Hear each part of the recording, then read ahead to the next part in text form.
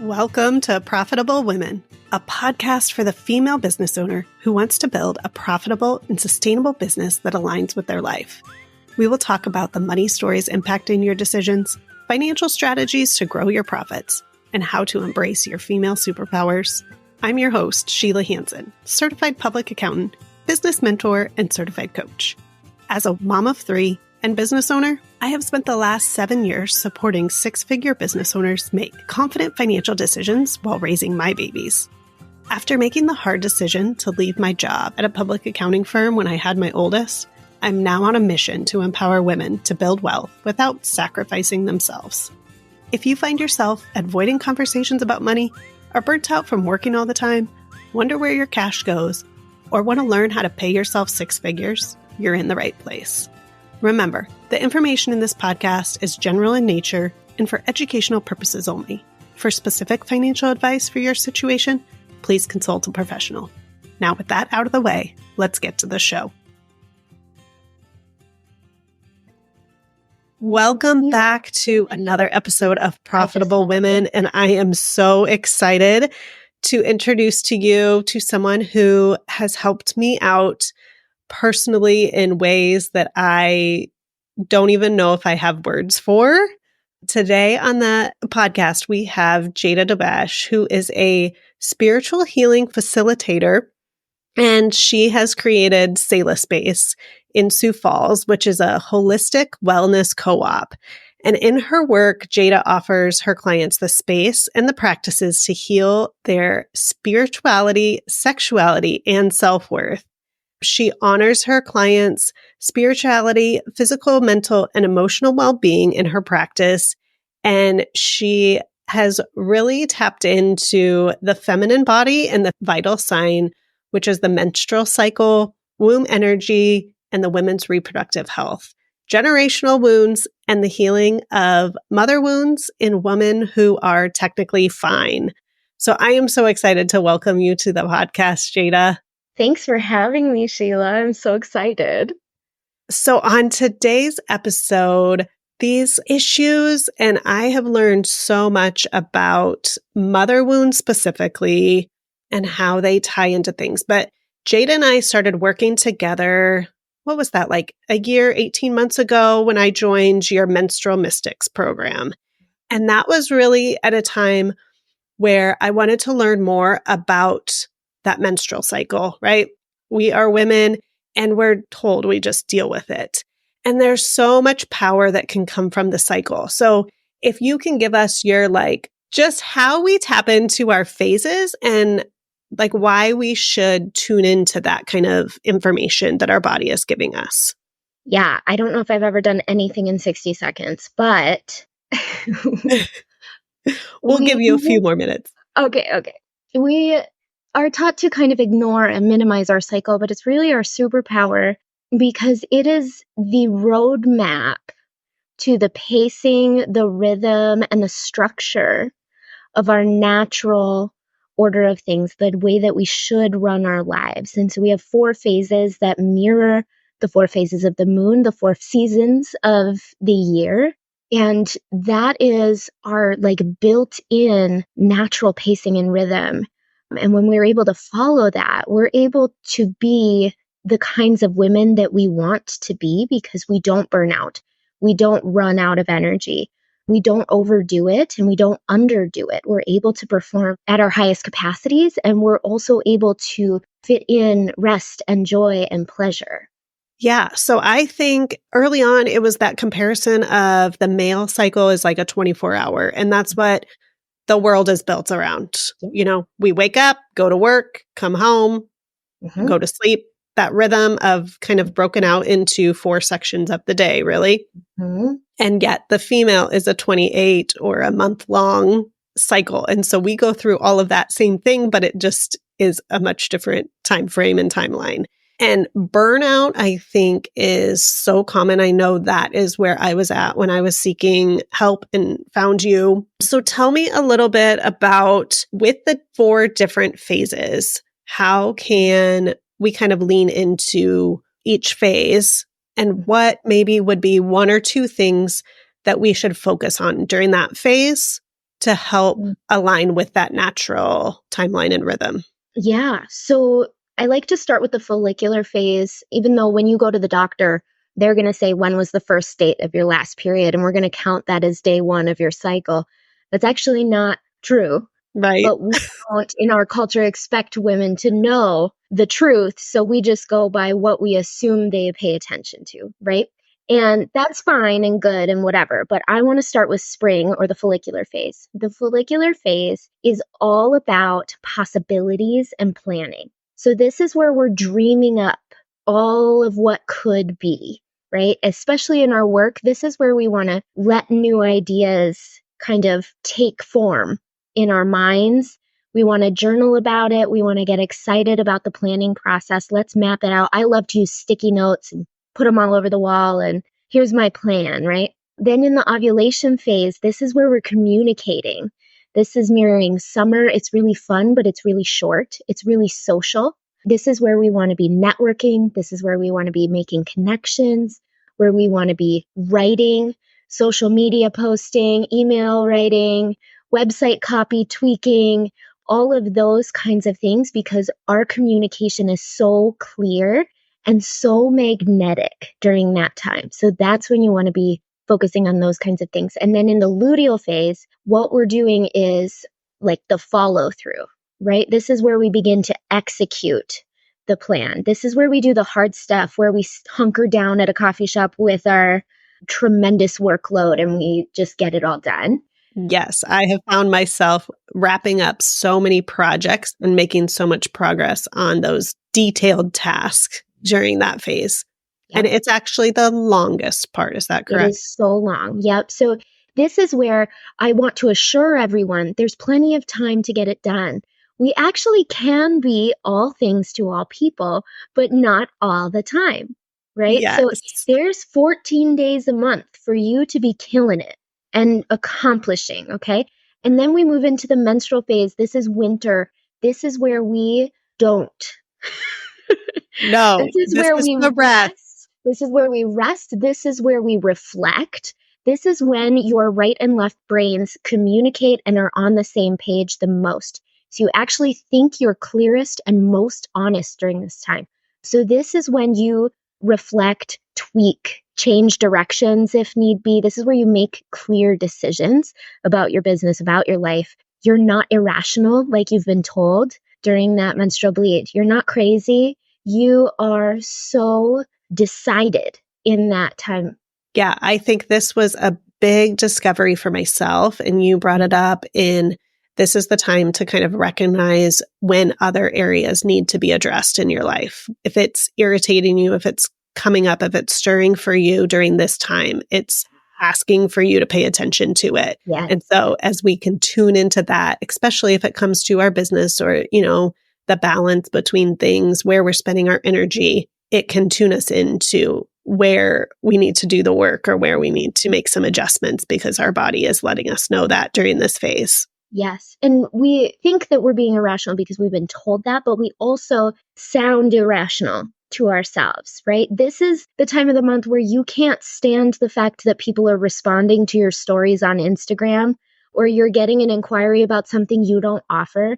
And you're just like, ah, what's wrong with people? What that is an invitation to, okay, how can I make my messaging more clear then? Or what do I put into place at this time so that I don't feel this way about an inquiry, or I don't feel this way about a client's needs? This is where we have to go, okay, it's not them, it's something about your business right now, or it's something about the scheduling of things. Yes. Maybe you shouldn't check email for a couple of days. Maybe don't post a pretty fiery Instagram post that warrants comments, right? That's not the time for you to be engaging in that. Ovulation is. And so there's nothing wrong with you. There's nothing wrong with your clients. This is an invitation to shift things that aren't working.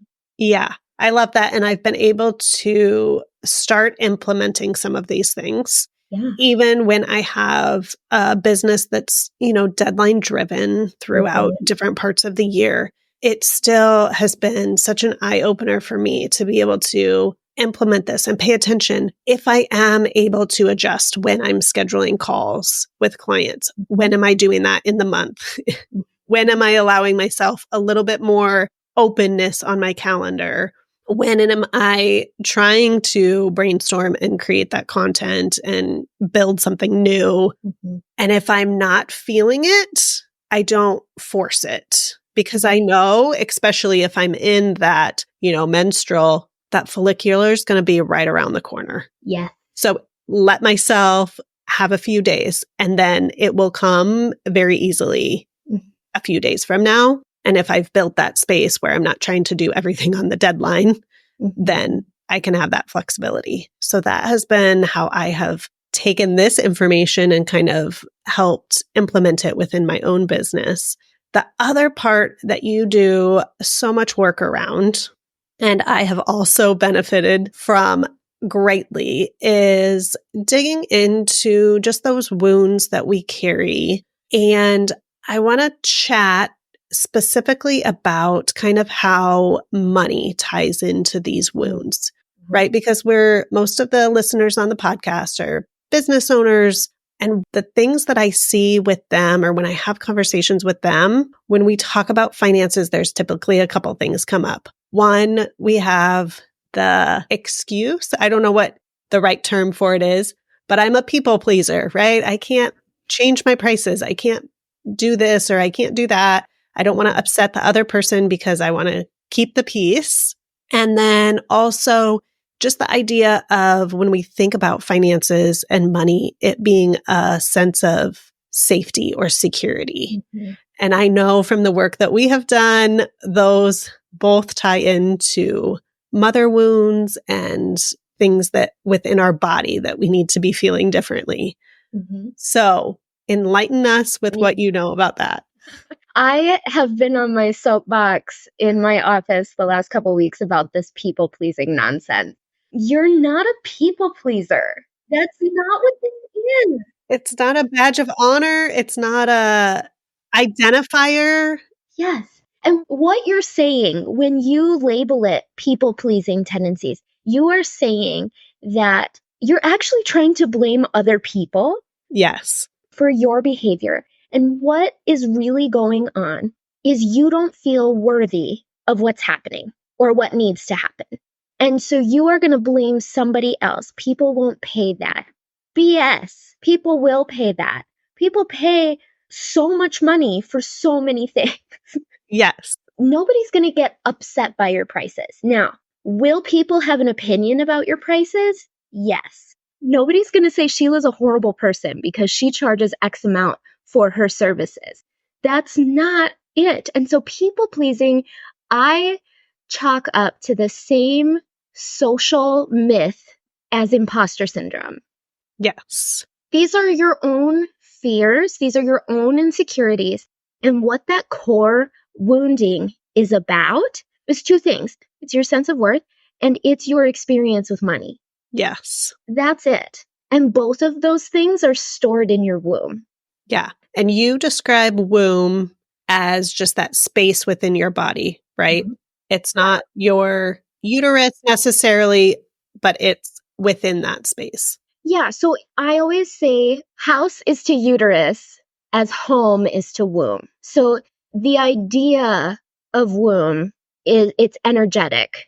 It's the feeling of it. It's not the organ itself. Many women, because of our cultural lack of understanding of what's happening in our body, have hysterectomies very young in life and then are without this uterus. That doesn't mean that they're missing all of this energetic experience now. It means that they don't have that organ. So with that, your womb space holds everything that you feel about you. So if you like you, that womb space will be healthy. If you have a high sense of self, if you feel worthy and beloved, your uterus, your womb will be healthy.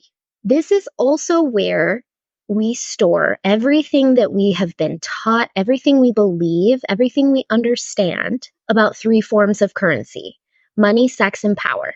Okay. And when one is off, they're all off. Yes. Right. And we all have a money wound because we all live in a capitalistic society that values money above everything else. Right. And we equate it with safety. Yeah. And then also with those beliefs then, and that unhealthy, if you will, how does that show up? Like, how might somebody recognize that, ooh, maybe there's something that's going on within my womb that needs attention? So if you have a menstrual cycle, your cycle is going to tell you so much, right? If you bleed, if you have the uterus organ and you bleed, or if you don't bleed, that's going to tell you something about the healthy or unhealthy state of what's going on in terms of how you feel about you, which is deeply impacted by money, sex, and power. And so if you feel good about where you are financially, you're likely to feel safe. You're likely to feel worthy. You're likely to feel like you have control of your life, autonomy over your life, right? You're going to feel like you have power. That's going to make you feel safe in your sexuality. All of those things will go together. So if your cycle is healthy, meaning you're not bleeding too much, and if you don't know if you're bleeding too much, you probably are. There's a reel that has been circulating and it's on the Flex Instagram account where it shows how much a healthy period contains in terms of blood, and then the average and the second most common amount of blood. Like, it's so much more. It's so much more. You are probably bleeding too much, which is indicative of how stressed out we are about things like money, sex, and power and our worth. Okay. So paying attention to our bleed and our menstrual cycle. Yeah. What other, call them symptoms, maybe would you recognize? Yes. So how's your sex life?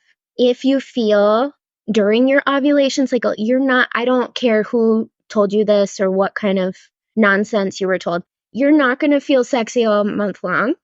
You're not going to feel in the mood all month long. But if you don't at least have some sort of arousal or interest in sex during your ovulation phase, you don't feel safe. Okay. And it's probably related to money, either because you don't have control of it or it's all going towards something else. When you're in your business, when you run your business and you are in charge of how much money you make, you can probably track when launches have gone well, when your client load is full, when all the bills are getting paid easily, you were able to give yourself a bonus, things are good, you're probably having more sex. Yeah. You probably are experiencing more joy. You're probably less stressed. When you're not hitting your numbers the way that you want to, that's what your mind is consumed with. That's what all of your energy and your effort goes towards, and your worth tanks, right? Because so much of our business is like, you're validated based on how well things are going. Yes. Yeah. And that's where I have a conversation with my clients early on when we start working together, is aligning what those results are with what they truly desire. And I think this is also something, working with you, the whole idea of, one, whether we even know what we want. Oh my gosh, nobody knows. And then two, even if we have a sense of maybe what we want, knowing how to ask for that. Mm-hmm. And that whole tie into feeling worthy of whatever it is we truly desire and want. Mm-hmm.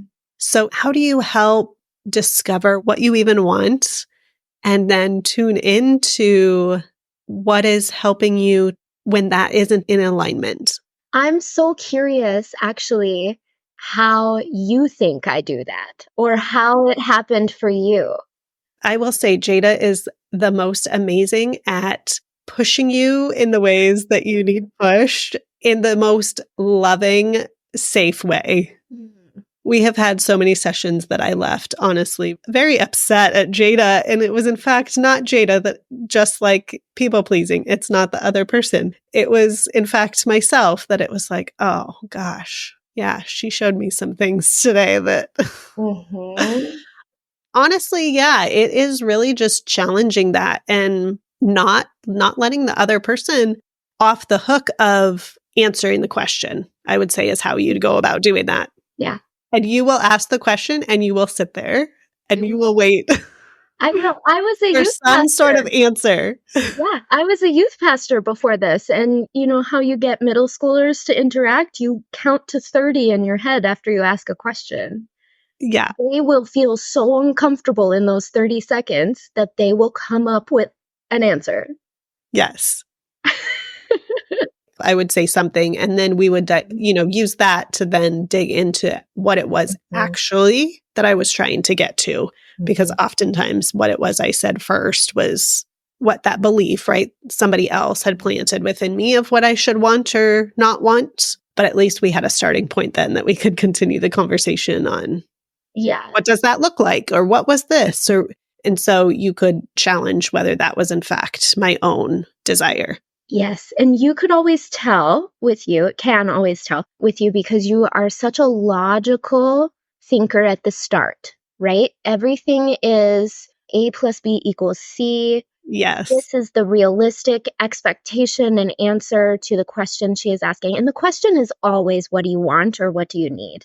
Right? That's really what we're asking in my office is what do you want out of this? What do you need from this? And you would start with what the realistic ask was.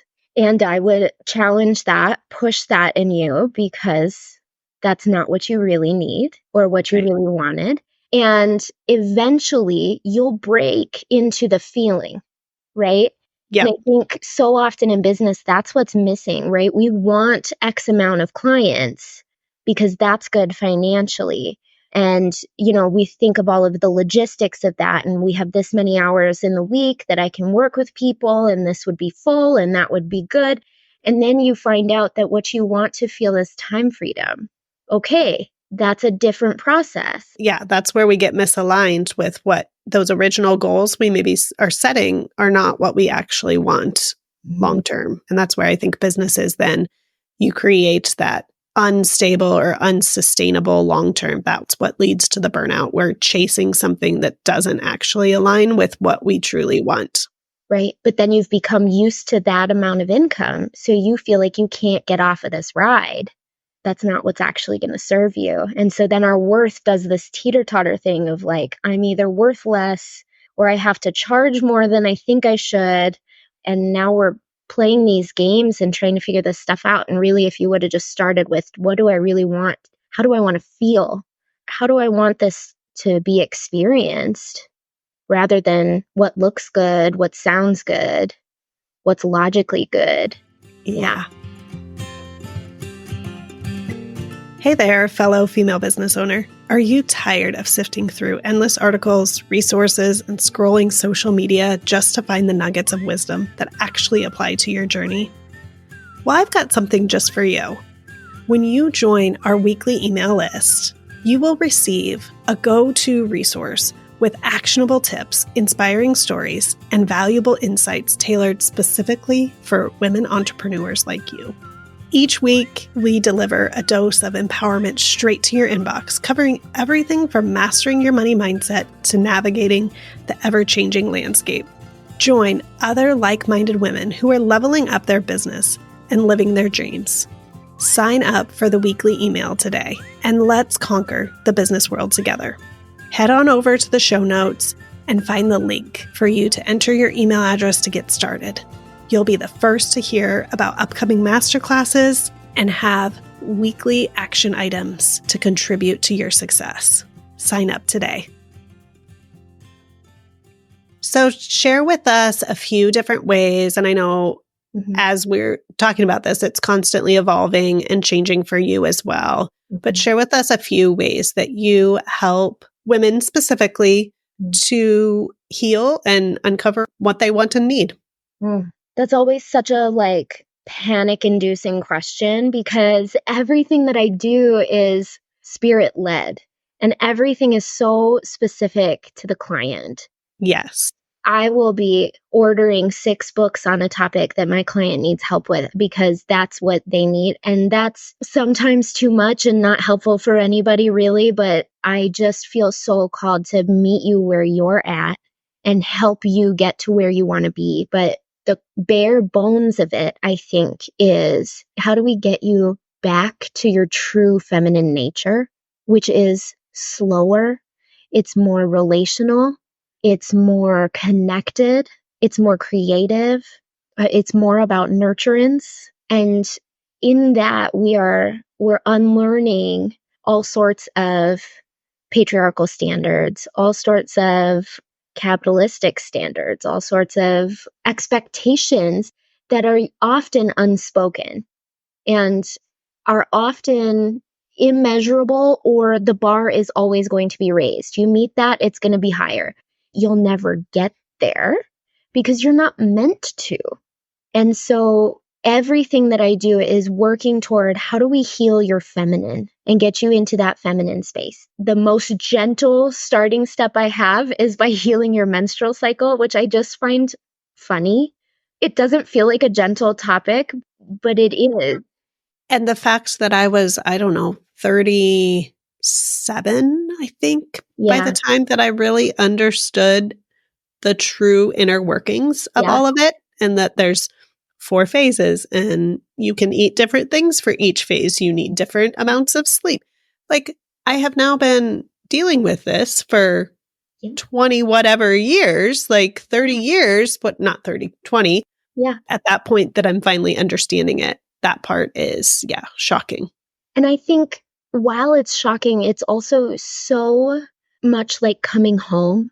Like the healing and the self-compassion and the self-understanding and validation and honoring of, oh my gosh, this makes so much sense. Mm-hmm. Like, I'm not crazy is often what I hear is like, oh my gosh, I'm not crazy. And I can heal so many of the problems I thought I just had to live with. Like, I can just tweak these things and let myself rest when I'm tired. And then I Right. won't have these problems. Right. Like the first time you allow yourself to take a nap when it's your menstrual cycle and you're like, nope, I just need to go take a nap. That's the solution to this. And you take that first step of nurturing. It's like mind blowing. Yeah, it's so A good. whole And new energy. it is. It's a whole new energy and it really kind of revitalizes you and restores you in a way that then allows you to go to those deeper topics that I work through, working through mother wounds, working through spirituality, working through like what your needs are outside of your cycle, your bodily needs. What else do you need healing within? Is it in your relationships? Is it in your past? Do you have trauma that needs sorting through and honoring? That little girl inside of you needs tending to. And we do a lot of work with her because she's the one that is running the show and you have no idea.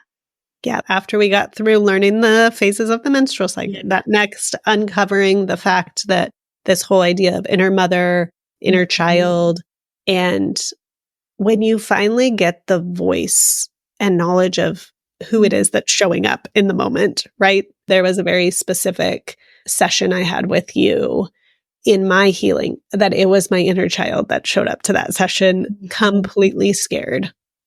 And knowing that's who it was that was showing up and trying to relay a message that then I could heal and uncover, new things that my current version of me was, not addressing. And I would have, before that session, never described you as scared, right? The grown-up version of you didn't have fear. No. Didn't have fear. It was uncovering the fears that I did have by tapping into the inner child. Mm-hmm. She was the one that had fears. Yep. She is the one that needed to be reassured that everything was going to be okay and that she was safe and that she's not alone. And that's so often the case. And I think the power in that came from, I had been looking for external people to solve that for me.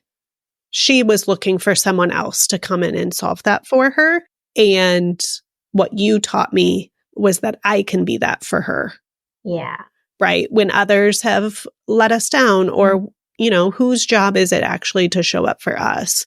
And so when I was able to mother myself and learn how to mother her in the way that she needed me to mother her, that was when I think a big part of the healing took hold.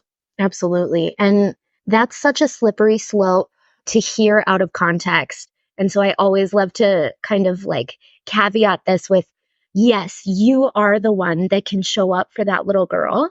And we are still made for relationship. We're still Yes. made for community. And you do still need to be cared for by other people. But you can tend to yourself as well. That little girl is looking for somebody else because she's just 7, Yeah. right? She has no idea she doesn't have the faculties, the capacity. She doesn't have the bandwidth, the prefrontal cortex to take care of herself the way that you do, right? Yeah. And I think once you start to learn that, that's where you can truly tap into, okay, what is it that I need and want? Mm-hmm. And what I need and want is still that community, Mm-hmm. that support from others. Mm-hmm. And yet, if I'm not getting that, I'm not completely helpless. Yeah. I at least have some power of my own in that. Yes. You have learned in the last few months that, like, if I'm not getting it, I can leave to go find it somewhere Yes. else. In the interim, I've got it and I feel secure in that, but I've asked over and over again, I'm not getting what I need. Not maliciously, I'm just not, Right. right? I have the self-worth. I have the connection to myself, the understanding that my needs and wants are valid, and I can go get them where I need them met. Yeah. I think that has been huge. And there's a couple different ways that I have worked with Jada. One was the Menstrual Mystics, which was kind of more of an educational program, right? It's geared towards, let me teach you a lesson. If we have questions, we ask about it. Mhm. And then there's been one-on-one sessions Mhm. where, again, you're asking, what do you need and want? And then the session goes from there, right? We dive into whatever comes up from that. And then there's been also a combo of various group but individual healing. And that has been where the group aspect of it is eye-opening in that there's always some portion of it that you can relate to the other people in the group, even if what you're healing or what your specific situation is different from theirs. Mm-hmm.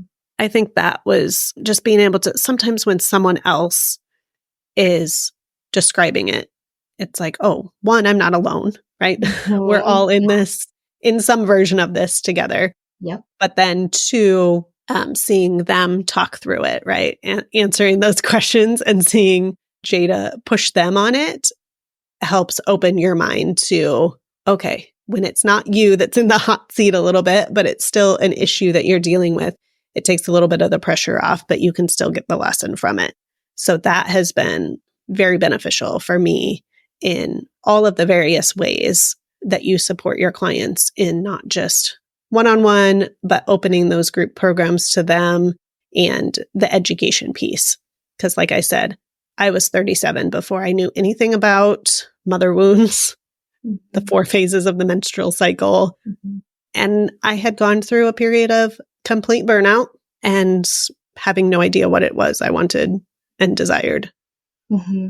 And you're such a great example of, quote, the ideal client, because many of my ideal clients, so to speak, do end up doing everything I offer. Yeah, in some order, some shape or form, they end up doing more of the education-based learning with me, or they do one-on-one, then they do the group programming, they go back to one-on-one, we kind of bounce in between all of these things. And I think that's because one form of healing won't fix all of the things all the Right. way through. And so you need that diversity, right? You need some understanding of what's happening to you. You need that education piece, because nothing that I focus on is well taught anywhere in any capacity in our upbringing.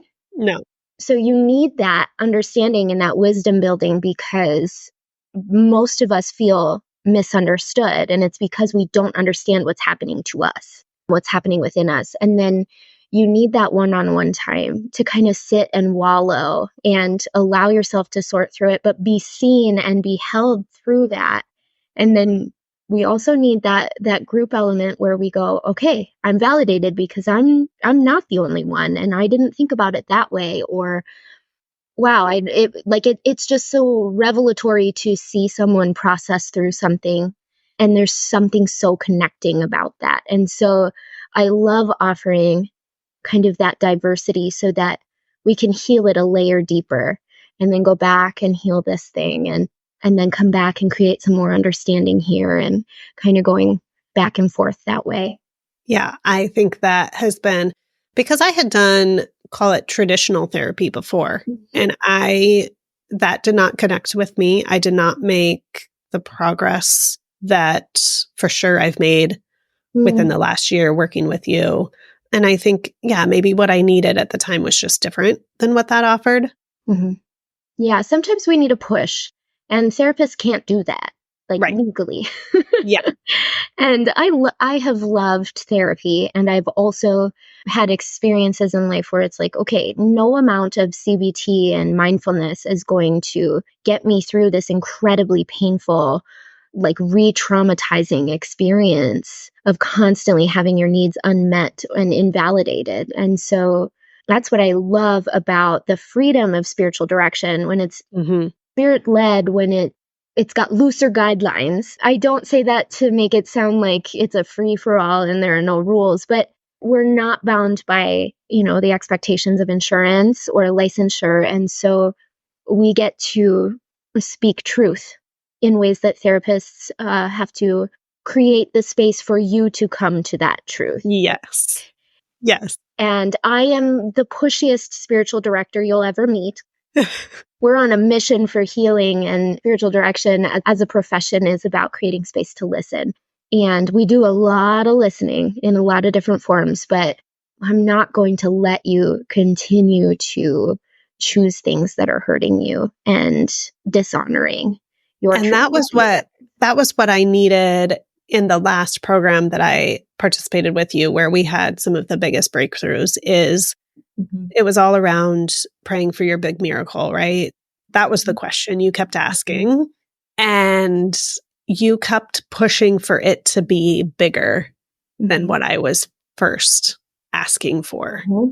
I was limiting what it could be. And because you kept pushing, then I ultimately got my big miracle, and it looked absolutely nothing like what I thought the miracle was going to look like, but it ended up being so much more because of that. So I am incredibly grateful that that was the question that you kept posing throughout the whole thing and kept making me stretch what that truly could be for me. We put such a box around miracles, and I just think it's so funny because...